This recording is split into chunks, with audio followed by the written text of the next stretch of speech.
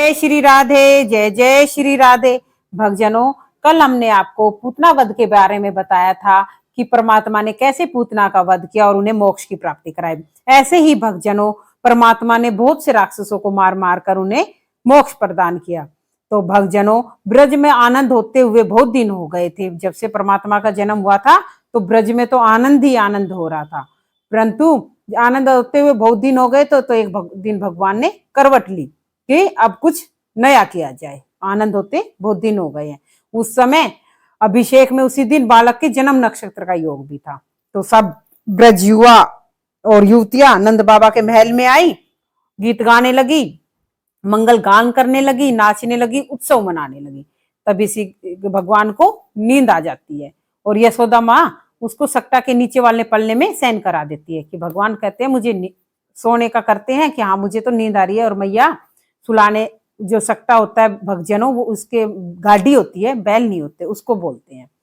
और उसके नीचे पलना रख के मैया ने सुला दिया ताकि यहाँ सब नाच गाना कर रहे हैं और यही हम बच्चे को देख लेंगे, रोएगा तो देख लेंगे, दूध पिलाना होगा तो देख लेंगे। और अपना उत्सव में यशोदा मैया, रोहिणी और समस्त गोपियां ऐसे मगन हो गई, भगवान की सुधि नहीं रही। भगवान छकड़े के पलने के नीचे अचेत सो रहे थे, कितने में भूख लगी और जाग पड़े और दूध पीने की इच्छा करने लगे, परंतु सब नाचने में इतने व्यस्त थे किसी को भगवान की तरफ ध्यान नहीं गया। और फिर भगवान ने अपने पांव के अंगूठे को मुख में देकर रोने लगे और किसी को रोने की आवाज भी नहीं सुनाई दी। तब रोते रोते भगवान ने अपने दोनों पैर उठाए और चारों तरफ देखते हुए छकड़े को ऐसी लात मारी जिसके लगते ही छकड़ा गिर गया और उसमें कंस का भेजा हुआ असुर सक्टासुर छिपा बैठा था। वह परम धाम को चला गया। परमात्मा ने रोने का नाटक भक्तजनों इसीलिए किया था कि रोके देखता हूं कि कोई मेरे पास आए, परंतु कोई नहीं आया। तो परमात्मा ने सोचा ये लीला मेरे को दिखा देनी चाहिए, क्योंकि परमात्मा को पता था इस सक्टा में जो गाड़ी है इसमें कंस का भेजा हुआ सक्टासुर राक्षस बैठा हुआ है और वो जो मेरे को मारने का है। कंस ने परमात्मा को मारने के लिए इतने बड़े बड़े राक्षस भेजे, परंतु कुछ नहीं बिगाड़ पाए। सब भगवान ने फिर भी उनको माफ करके अपने धाम पहुंचाया। और फिर जब गाड़ी के पास दूध के बर्तन और दही के बर्तन रखे थे सब टूट गए और ऐसी भयंकर आवाज सुनकर सब पल्ली की तरफ दौड़े और बालक खेल रहा था। यह सब देखकर आश्चर्यचकित हो गए कि इतनी भयंकर आवाज होने के बावजूद बच्चा खेल रहा है और ये गाड़ी कैसे टूट गई। तभी पास के खेल रहे बच्चों ने कहा कि कन्हैया ने रोते रोते लात मार दी और ये गाड़ी टूट गई। पर किसी को भी बच्चों की बात पर विश्वास नहीं हुआ। भक्तजनों, छोटे बच्चों की बात पर ऐसे कोई विश्वास भी नहीं कर सकता कि ये बच्चे की लात से और ये गाड़ी टूट गई। ऐसे ही भक्तजनों, परमात्मा ने एक दिन और लीला दिखाई कि यशोदा मैया अपनी गोदी में लेके परमात्मा को बैठी हुई थी, लाड कर रही थी। तभी परमात्मा ने अपना बोझ बढ़ा लिया पर्वत के समान और जब नंद रानी लाला को गोद में उठा नहीं पाई तो जमीन पर बिठा दिया कि बेटा अब तू थोड़ी देर यहाँ बैठ, मैं थक गई हूँ। और आश्चर्यचकित हो गई कि लल्ला इतना भारी कैसे हो गया। कोई भी हो, माँ बैठा लेती है गोदी पर, भक्तजनों सोचती है अभी ठीक था और अभी एकदम भारी हो गया।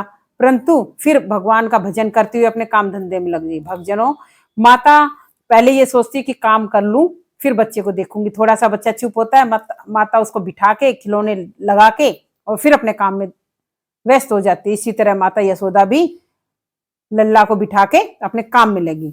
पर कंस का भेजा हुआ तरनावत नामक राक्षस जो कंस से वादा करके आया था, आज तो मैं गोकुल में जाकर कन्हैया को मार कर ही आऊंगा, जिसको देखकर भगवान ने अपना बोझ और बढ़ा लिया। परमात्मा को तो अब हो गया, परमात्मा है, परमात्मा जान गए थे अब कोई नया वो करना है। तब उन्होंने यशोदा माँ के गोदी में भारी अपना वजन बढ़ाया ताकि मैया मेरे को बिठा दे, नहीं तो मैया अपनी गोदी में ही लेके बैठी रहती। और उसको और वो जो राक्षस था वायु के बबूले का स्वरूप बनाकर आया और कन्हैया जी को उठा ले गया। जो आंधी आती है तो भक्तजनों एक गोल गोल चक्कर सा बनता हुआ आता है, तो इस तरह से वो आया और सारे गोकुल में आंधी से अंधेरा छा गया। किसी को कुछ नहीं नजर आ रहा था, सबकी आंखें बंद हो गई थी और अधिक वजन के कारण वो अधिक देर तक तरनावत परमात्मा को उठा भी नहीं पाया और उसे लगा कहीं मैं भारी पत्थर तो नहीं उठा लाया हूं अंधकार में, और उस बालक को अपने से छुड़ाने लगा। तब भगवान ने तरनावत का गला पकड़ लिया और भगवान से खुद को छुड़ा नहीं पाया और गला घुटने से उसकी आंखें बाहर निकल आई और मरकर श्री कृष्ण सहित गोकुल में ही आके गिर पड़ा और उस दैत्य के सभी अंग टूट गए और कन्हैया भगवान उसके ऊपर क्रीड़ा करने लगे। जब आंधी शांत हुई तब सब उस आवाज की तरफ गए कि जैसे ही वो राक्षस गिरा तो भयंकर आवाज हुई, तो सबने सोचा ये आवाज कहाँ से आई।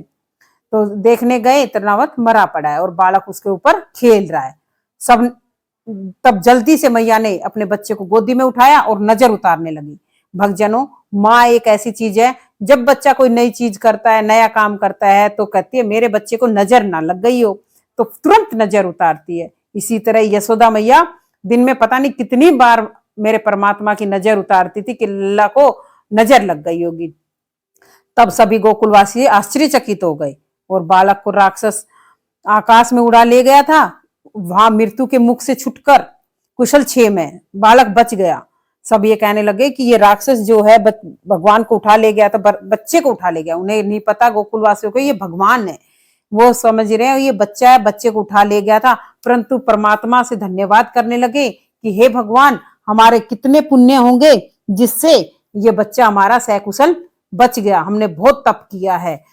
और ऐसे ही एक फिर परमात्मा ने एक नया नच दिखाया। कुछ दिन बीते, फिर परमात्मा ने यशोदा मैया को अपना नया चमत्कार दिखाया। एक दिन मैया अब फिर अपनी गोद में बिठाकर चाव से दूध पिला रही थी, क्योंकि मैया कह रही थी कि बुढ़ापे में मुझे ये संतान मिली है, तो मैया जितना लाड हो सकता था वह करती थी। तभी भगवान ने एक जमाई ली, मतलब भक्तजनों उबासी ली। जब भगवान ने उबासी ली तब यशोदा मैया ने भगवान के मुख में संपूर्ण जगत को देखा। परमात्मा ने अपने मुख में सारा जगत दिखा दिया। यह देखकर मैया कांपने लगी और आश्चर्यचकित हो गई। और फिर परमात्मा ने सोचा मैया को सब देख लिया है, अपना मुंह बंद कर लिया और मैया को समझाया। माँ ने कहा कोई भी जब बच्चा कोई काम करता है, ऐसी माँ कोई अलग चीज देख ली तो माँ को डर लगता है। फिर बच्चा समझा रहा है मैया ऐसी कोई बात नहीं है।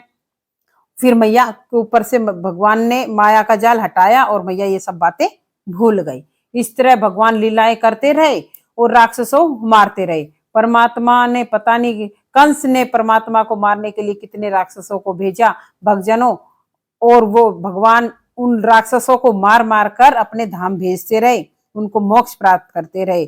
तो भक्तजनों, हम भी परमात्मा से यही प्रार्थना करते हैं कि परमात्मा हमें भी इस जीवन से तार देना, ताकि हमें भी मोक्ष की प्राप्ति हो, इस जन्म मरण से छुटकारा मिले और इसी और अपने आप के भगवान स्मरण करते रहें। इस प्रकार कहते हुए जय जय श्री राधे, जय जय श्री राधे, जय जय श्री राधे।